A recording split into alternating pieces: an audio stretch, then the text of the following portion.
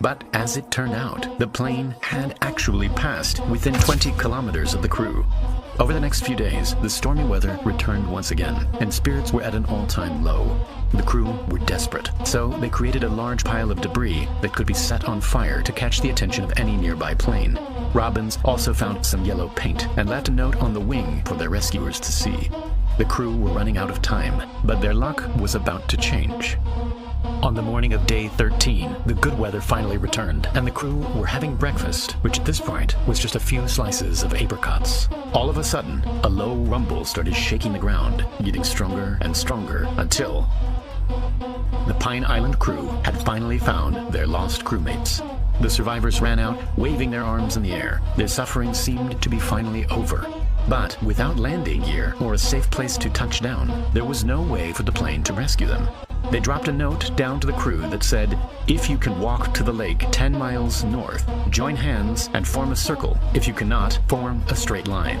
They immediately formed a circle and began strapping Frenchie to a sled before setting out on their toughest journey yet.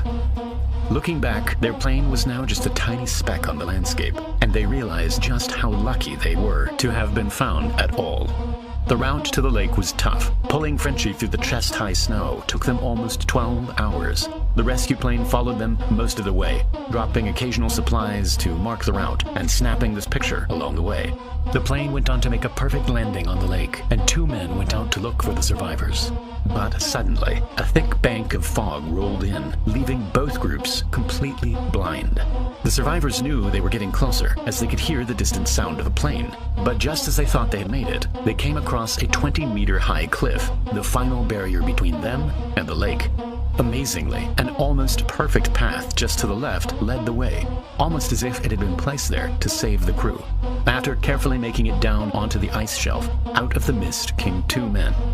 After 2 weeks of sheer terror and misery, they were finally reunited with their crew. They climbed aboard the rescue plane, and all 6 men safely made it back to the ship. It was one of the most unbelievable tales of survival and bravery, and all 6 men went on to tell the tale.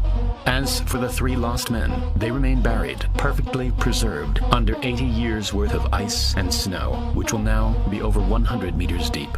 The camera that Robbins found never made it out of the crash site. Its pictures, which would no doubt be worth 1,000 words, are just waiting to be discovered one day. Sadly, no one has ever returned to this fabled location to recover the 3 men.